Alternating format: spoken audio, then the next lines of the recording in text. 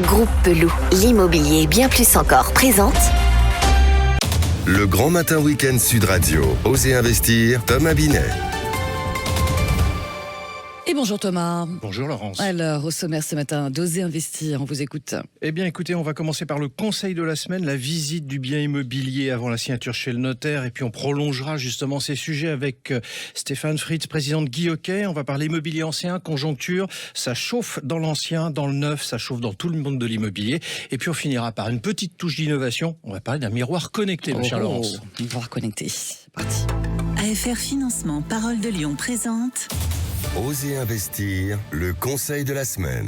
Alors vous le disiez Thomas, votre conseil ce matin, c'est sur la visite qui précède la fameuse signature de l'acte authentique. Oui Laurence, parce que la signature de l'acte authentique, et on en parlera avec Stéphane Fritz dans un instant, entre autres chez le notaire, c'est le point d'arrivée de l'achat immobilier. L'acheteur devient officiellement le propriétaire du bien souhaité, mais il est préférable de faire un tour du propriétaire, donc avant de signer. C'est ça. Alors en quoi cette fameuse visite avant la signature est importante ? Parce que ça permet à l'acheteur de s'assurer que le bien qu'il est en train d'acquérir est conforme à ce qu'il a été entériné dans la promesse de vente et qu'il n'a subi entre-temps aucune transformation ni détérioration, même si cette visite n'est pas obligatoire, elle est vivement conseillée. Alors il doit s'assurer que tout a été vidé, que si du matériel et ou du mobilier reste, que ça a été prévu, qu'il n'y a pas eu de dégâts des eaux par exemple. Il en profitera pour faire les relevés des compteurs électriques, gaz et eau afin de pouvoir transférer tous ces contrats. Ok, mais que doit-on faire alors si on constate un problème ? Si vous relevez un dégât, des éléments cassés, prenez des photos, contactez votre agent immobilier et le notaire avant la signature. Le notaire peut alors séquestrer une partie du prix de vente,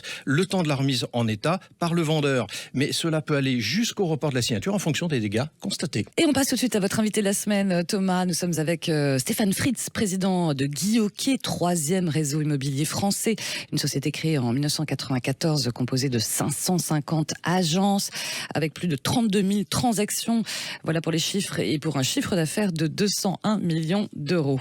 Bonjour. Bonjour Laurence. Bonjour Stéphane Fritz. Alors on reçoit aujourd'hui pour parler immobilier ancien, je le disais dans le lancement de l'émission, dans un contexte assez préoccupant. Mais avant d'aborder le sujet, de parler de cet immobilier ancien, moi je voudrais vous entendre suite aux propos de Véronique Bédague, qui est la présidente de Nexity, qui s'est exprimée il y a quelques jours. Elle évoque un effondrement du marché du neuf et de la maison individuelle, plus 100 000 personnes mal logées, plus 10% de personnes dans la rue, plus 100 000 demandeurs de logements sociaux en plus en 2022, avec une perte prévisionnelle de 160 000 emplois dans le BTP en 2025. Elle regrette que le gouvernement n'agisse pas, pire qu'il prépare une bombe sociale à retardement. Partagez-vous son point de vue ? Point de vue d'ailleurs évoqué aussi par Geoffroy Roux de Bézieux, président du MENEF, Pascal Boulanger, président de la Fédération des promoteurs. Bref, toute la profession est en train de se liguer contre le gouvernement. Est-ce qu'il y a un effondrement en vue ? Vous pouvez ajouter David Lisnard, le maire de Cannes aussi, qui a fait une tribune dans le JDD dernièrement et qui reprend tous ses propos. Évidemment, je suis aligné avec les propos de Véronique Bédague. C'est pas d'aujourd'hui qu'on dit qu'il y a un effondrement dans le neuf. En après-Covid, ça a été les maires déjà pendant les élections municipales, ça a été compliqué, la période Covid était compliquée et on construit de moins en moins alors qu'on devrait construire de plus en plus. Et tous les rapports aujourd'hui, et ils sont nombreux, les spécialistes de l'audit en France, les rapports Repsamen dernièrement, de la Glaise, démontrent qu'il nous faut environ 4 à 500 000 logements par an. Aujourd'hui, on va avoisiner les 300 000. Donc évidemment, tant qu'on construit pas plus et qu'on libère pas, et les solutions pour le coup sont assez présentes dans tous les rapports, évidemment qu'on est en train de préparer une bombe sociale. Donc globalement, la profession est en train de se mobiliser pour faire pression sur le gouvernement. D'ailleurs, on a vu Elisabeth Borne récemment dans une prise de parole il y a quelques jours mettre le logement un peu à l'honneur là récemment. Le logement devrait presque être régalien dans l'absolu. Ouais. C'est le vivre ensemble de demain. Et la problématique, c'est tout est traité en silo. Le financement, la rénovation énergétique, le neuf, l'ancien, tout est traité en silo alors que ça devrait être traité de façon générale. Comment on va habiter demain ensemble, comment on va pouvoir loger tous les Français, la démographie galopante aujourd'hui, comment on va loger tous les Français. Et espérons que devenir se loger ne devienne pas juste un sujet de riche. Alors justement, on va rentrer dans le détail de toutes ces situations. Vous venez de publier chez Guy Hockey un baromètre qui analyse 650 000 biens anciens mis en vente à travers 15 portails immobiliers, ce qui donne une vraie vision du marché. Et vous tordez le cou donc à certaines idées colportées, entre autres par la profession, que les prix ne baissent pas tant que cela, que les maisons sont toujours les biens les plus recherchés et que les passoires énergétiques n'arrivent pas toujours partout en masse sur le marché. Alors, est-ce que globalement, pourquoi vous dites que globalement c'était l'idée qu'on se faisait de tout ça et que du coup avec votre étude vous voyez les choses différemment? C'est déjà la raison pour laquelle nous avons créé ce baromètre, c'est que pour ne pas avoir un baromètre uniquement fait sur des parts de marché d'un réseau ou d'un autre qui sont somme toute assez minimes. Nous avons pris donc l'intégralité de l'offre aujourd'hui sur le marché, c'est-à-dire tous les portails. C'est pas que Guy Hockey, pour c'est tout pas le monde. Que Guy Hockey. Il y a les 32 000 transactions de Guy Hockey, mais il y a aussi également, il y a PAP, il y a Celloger, enfin il y a les 15 sites aujourd'hui. Et donc ça nous permet d'analyser des tendances. Est-ce que ça donne un vrai prix? Non, bien évidemment, mais ça nous donne des tendances. Et donc ça reste aujourd'hui le baromètre le plus exhaustif. Et quand on dit que ça baisse, parce que ça peut être éventuellement un ressenti de terrain, le baromètre dit le contraire. Et qu'aujourd'hui ça a augmenté de 4,8% depuis l'année dernière.